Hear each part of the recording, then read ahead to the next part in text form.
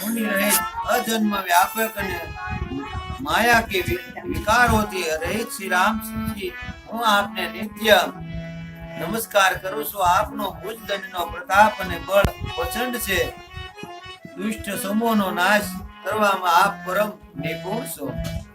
હે કરુણા વિનય દીન પર દયા તથા અમનું હિત કરનારા અને શોભાનું ધામ હું જાનકીજી સહિત આપને નમસ્કાર કરું છું। આ ભવસાગરને તારનાર છો અને હરનારા છો। આપનો મનોહર બાણ ધનુષ્ય ને ભાતો ધારણ કરનાર છો। લાલ કમળ સમાન રક્ત વર્ણન આપનો નેત્ર છે। આપ રાજાઓના શ્રેષ્ઠ શુભના મંદિર સુંદર શ્રી લક્ષ્મીજી ના વલ્લભ તથા મંદ અહંકાર કામ અને જૂઠ મુક્તાઓનો નાશ કરનાર છો। આપ અનિતર નિદોષ અથવા દોષ રહિત છો। અખંડ અને ઇન્દ્રિયોના વિશેષ નથી સદા સર્વરૂપ હોવા છતાંય આપ તે સર્વ કદાપી થાય જ નહીં થાયેલું નથી એવો વેદ કહે છે।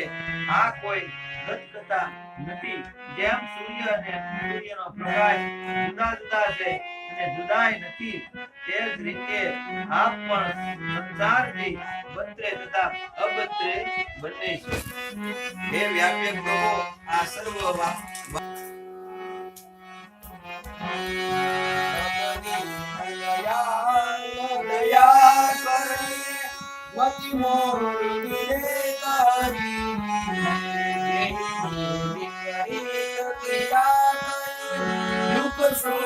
જે દુઃખ છે તેના સુખ માનીને આનંદથી વિસરું છું। આપ દુષ્ટને ખંડન કરનાર અને પૃથ્વીના રમણીય આભૂષણ છો। આપના શરણ કમળ શ્રી શિવ પાર્વતી દ્વારા સેવિત છે। હે રાજાઓના મહારાજ મને આ વરદાન આપો કે આપના શરણ કમળમાં સદાય કલ્યાણદાયક અન્ય પ્રેમ થાય।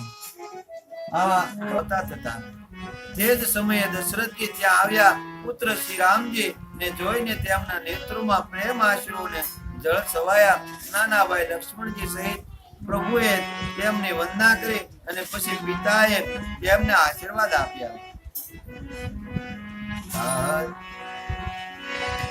सकलता पुण्य प्रभाव चित्य अजय निशाचर राव सुत बचन प्रीत